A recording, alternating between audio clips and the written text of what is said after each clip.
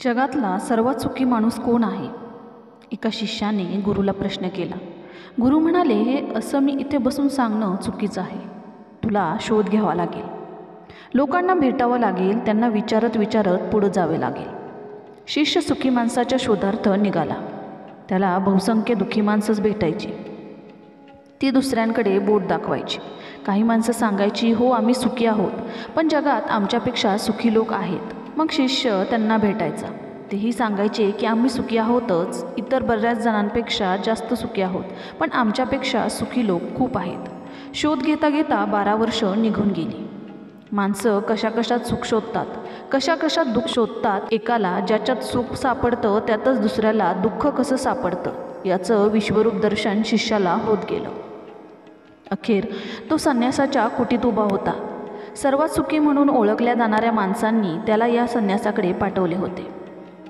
संन्याशी म्हणाला, हो मी बहुतेकांपेक्षा सुखीच आहे, पण माझ्यापेक्षाही सुखी असा एक माणूस आहे.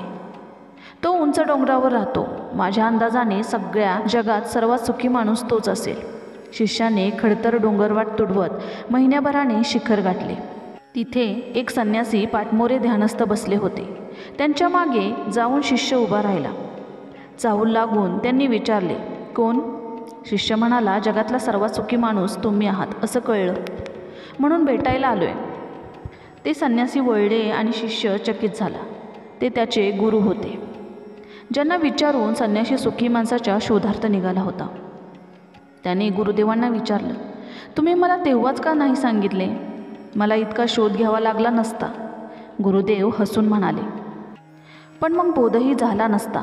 सुख आहेच, किंबहुना सुखच आहे. माणूस वेगवेगळ्या प्रकारे दुःख निर्माण करून घेतो.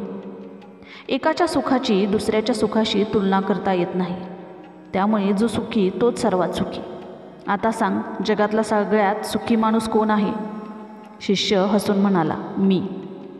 तर तुम्हाला कसा वाटला हा व्हिडिओ आवडला तर व्हिडिओला लाईक आणि चॅनलला सबस्क्राईब करायला विसरू नका. धन्यवाद.